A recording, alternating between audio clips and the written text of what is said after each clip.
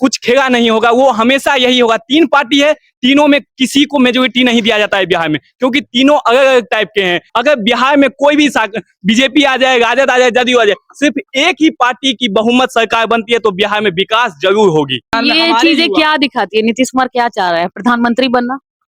प्रधानमंत्री अगले बार वो चीफ मिनिस्टर बनेगा या नहीं, वो तो जानते ही नहीं है। नमस्कार, मैं सोनम सिंह और आप हमारे साथ जुड़े पटना दर्शन न्यूज पे।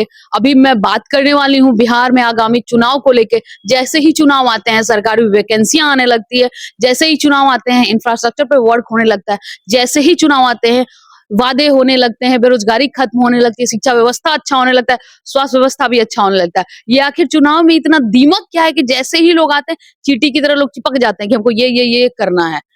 तो अभी जो चुनाव आगामी चुनाव आ रहा है, हर सरकार, जो भी सरकार अभी हमारे बिहार में है, वो सीधे तौर पे कह रही है कि हम इतना लाख वैकेंसी देंगे। तो do you think is there any सच्चाई इन दिस? हमें नहीं लगता है कि मतलब कोई सरकार इतना वैकेंसी देगा जितना प्रॉमिस करता है। हर एक साल बहुत सारे सरकार प्रॉमिस करते हैं कि हम ये करेंगे, ये करेंगे। तो आना किनको चाहिए? आना इस बार तो नए को मौका मिलना चाहिए, या फिर आपके कुर्सी कुमार या फिर जो भी कह सकते हो वो ठीक?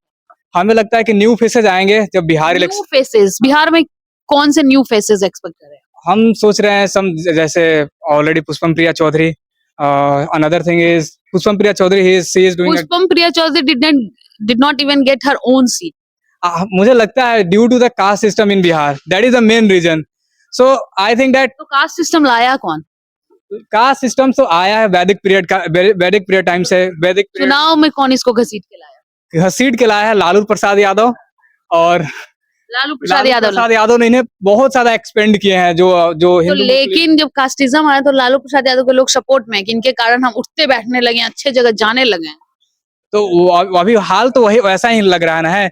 दे आर नॉट वोटिंग। तो आप लालू यादव के पार्टी को एक्सपेक्ट करें कि आरजेडी फिर से सत्ता में आए? आरजेडी, बीजेपी और जदयू तीन पार्टी बिहार में डोमिनेट करती है, और कभी भी ये तीनों पार्टी खुद अपने दम पे नहीं आई है। तीनों गठबंधन करते रहती है आपस में। जैसे अभी बिहार में सरकार किसका है? बीजेपी प्लस जदयू का, दोनों गठबंधन के साथ। अगर बिहार में एक पार्टी आती है तो ही बिहार का विकास हो सकता है। एक लोग कह रहे हैं कि खेला होगा। Is there anything going to happen कि कुछ खेला होगा? कुछ खेला नहीं होगा, वो हमेशा यही होगा। तीन पार्टी है, तीनों में किसी को मेजोरिटी नहीं दिया जाता है बिहार में, क्योंकि तीनों अलग अलग टाइप के हैं। जैसे किन पार्टी को आप अच्छा मानते हैं? आपने तीन पार्टी का नाम लिया, क्या तीनों में है कैपेबिलिटी कि बिहार चला सके?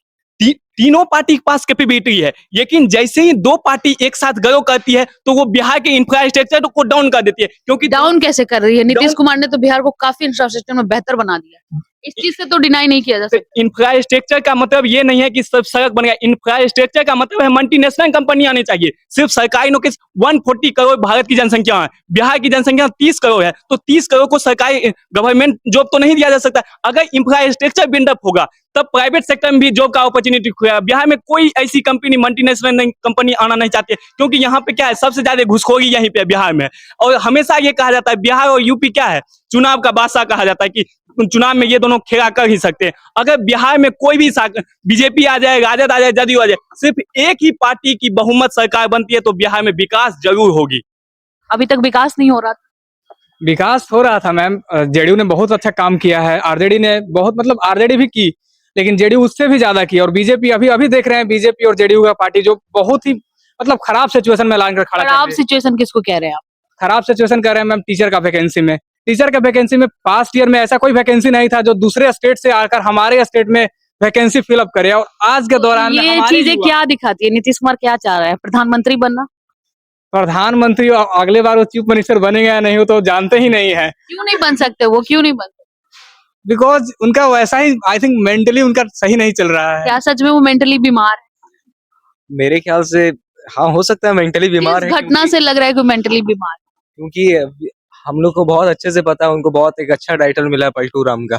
हाँ, तो है वो सच में पलटू राम है? पलटू राम वो तो अभिषेकी हैं, और ये आप बात अभी बता रहे थे कि किसके कारण मेंटली है, लेकिन हाँ किसके कारण वो मेंटली है। जैसे कि राष्ट्रगान हो रहा है, उसके बीच में बात करना, और वैरायटी ऑफ उसका जो एक्टिव है, जैसे किसी के बारे में लेकिन नीतीश कुमार के जब कार्यालय के पास आप जाइएगा तो वहाँ लिखा हुआ है बिहार में बाहर है नीतीश कुमार है। Is there anything like that? ये कोटेशन है सब। आप कहीं भी जाइएगा, लालू यादव के राजद के पार्टी में जाइएगा तो वहाँ भी कोई कोटेशन होगा। बीजेपी के कार्यालय के पास जाइए, बिहार में सच में बाहर है नीतीश कुमार? बिहार में बाहर है, अभी पटना सबसे पोल्यूटेड शहर में आता है। आप देख सकते हैं पीछे भी है, पोल्यूटेड शहर इन इंडिया पटना कहा जाता है। कैसे आप कह सकते हैं इंफ्रास्ट्रक्चर बिल्डअप हो रहा है, जब यहाँ पे हम ठीक से रह नहीं पाते हैं, कितना कचरा है। तो नीतीश कुमार की मानसिक स्थिति को देखते हुए क्या लग रहा है कि उनको अब छोड़ देना चाहिए अपना? हमें लगता है उन्हें रिटायर ले लेना चाहिए राजनीतिक से।